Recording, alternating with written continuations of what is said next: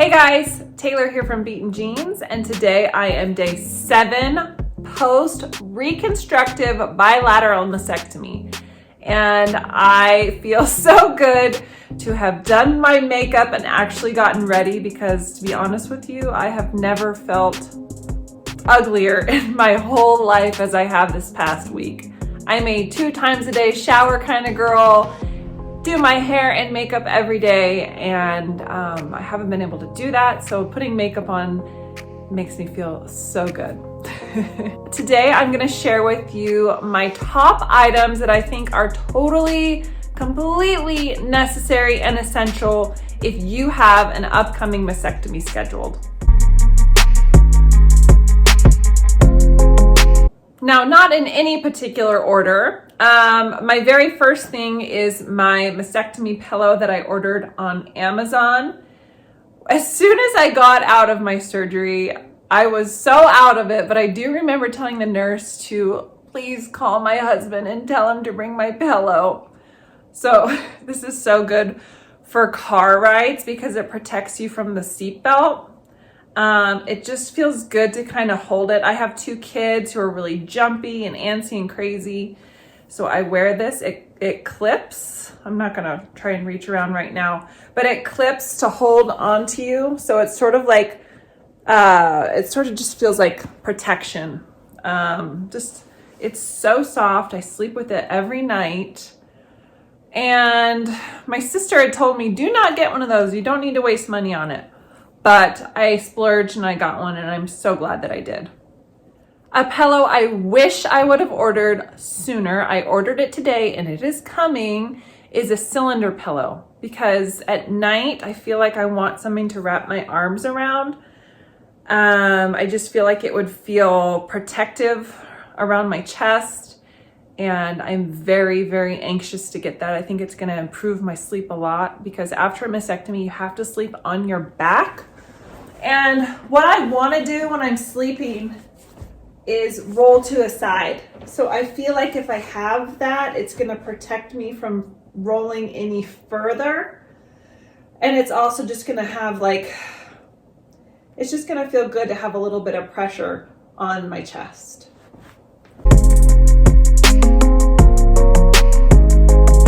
As soon as I got out of surgery, the first thing that the nurse had me do was eat crackers.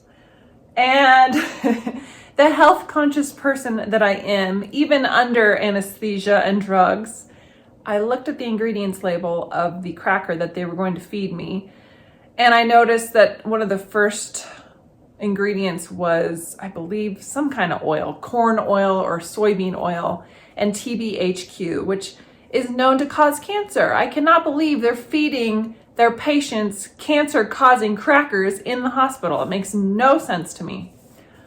So I found these a couple months ago for my kids' school. They're saltine crackers made with olive oil. Susie's is the brand that makes these. So I made sure to have my husband also bring these for the car ride home. If you wake up in the middle of the night and you have to take a pill, like an ibuprofen even, it will make you nauseous. So you need to have some food in your stomach before you take it. These are great. They are organic. There's no seed oils. I highly, highly recommend these for when you don't feel like eating. It's just good to settle your stomach.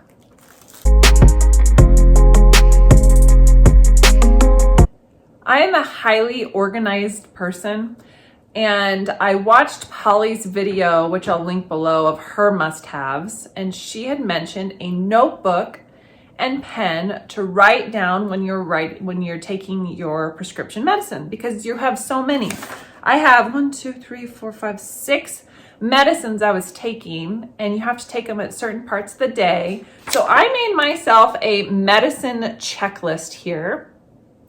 So it lists each and every one of my medications and when I need to be taking them. So on here it says the days and the times in which I took them. That way in the middle of the night, if you wake up and you're like, did I take Tylenol or ibuprofen last? Or is it time to take my antibiotic? You have the list right here. I'm going to make this a free printable on our site. If you head to beatenjeans.com, I will link that down below. I will have this as a free printable. It will not have the dates up here and will not have the medications because we're all different. These are the ones that you can fill in. But I just thought this was prettier than a notebook and pen and paper, but surely you could use that also.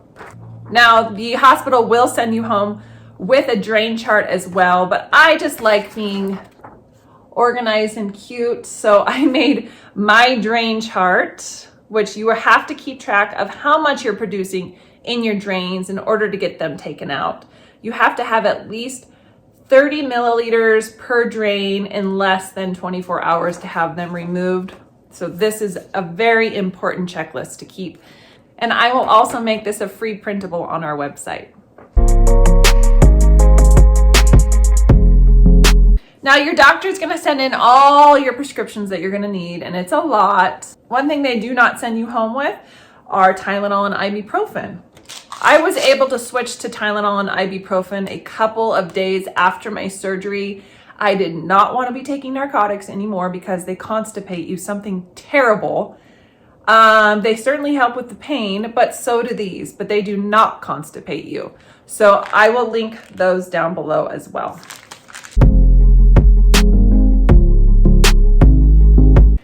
This is super important for stripping your drain. It's alcohol prep pads. Now I will show you here. When you strip your drains, you have to start and pinch and pull. But oftentimes your hand kind of gets stuck in there. So these help glide seamlessly. They keep your job nice and clean and disinfected, which is important. So this helps glide down your drains so much better, so much easier. Very, very essential to keeping this site nice and clean and non-infected. Another thing you're going to want to have is a million different types of zip-ups. I have so many zip-ups that I've reached for this week. I like to have a nice cotton short sleeve one for sleeping at night because if I have the long sleeve, I get really sweaty. But these are good because they're comfortable, they're cozy, they're easy to put on and off.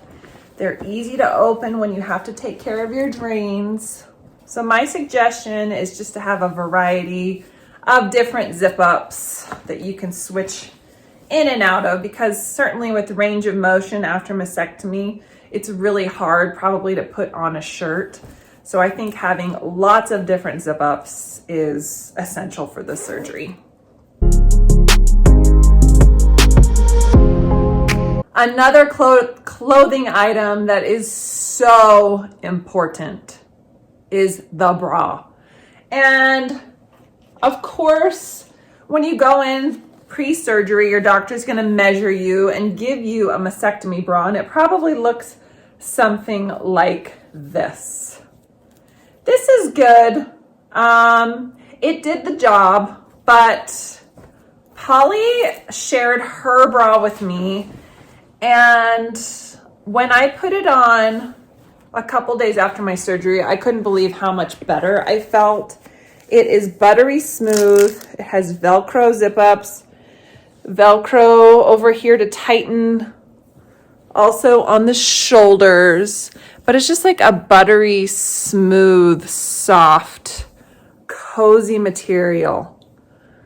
This one is very constructed, like very tight. It's not very breathable. It's hard to get in and off because it's got, not only does it have the zipper, but it also has those little pegs, which make it really hard to get on and off. They are fabulous. I will link them below. This, I think, would be such a great gift for someone who's going to have a mastectomy. I don't know how I would have survived without this. It is just comfort and soft and secure, and it's pretty too.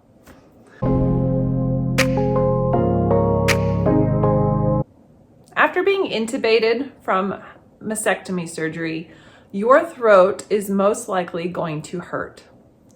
And with me, I told them that I had post-anesthesia nausea, so they put a scopalaline patch on the back of my ear. That gave me the worst dry mouth, and dry mouth with a sore throat was not fun. It was probably worse than the surgery itself, if I'm being honest. Day 1 and 2, my throat and my mouth were so dry and so scratchy and so painful. I could barely talk. So I thankfully remembered that I had these in our freezer downstairs. These are the DB's organic fruit pops. We just had them in the freezer, and they were a lifesaver when I thought my throat was going to, the pain was so much. So this eased my pain so much for those first couple of days.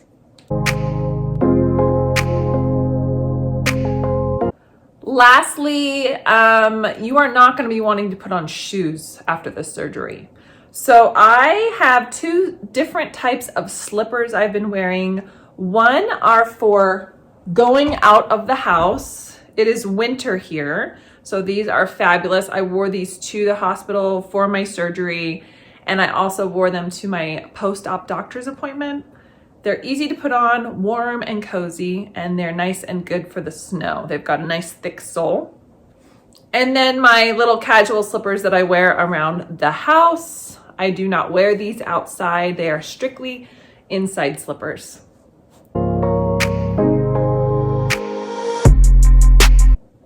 Lastly, I know this is silly, but after having a mastectomy, you can't really move your arms very much. So it's super important to have a sippy cup with a straw.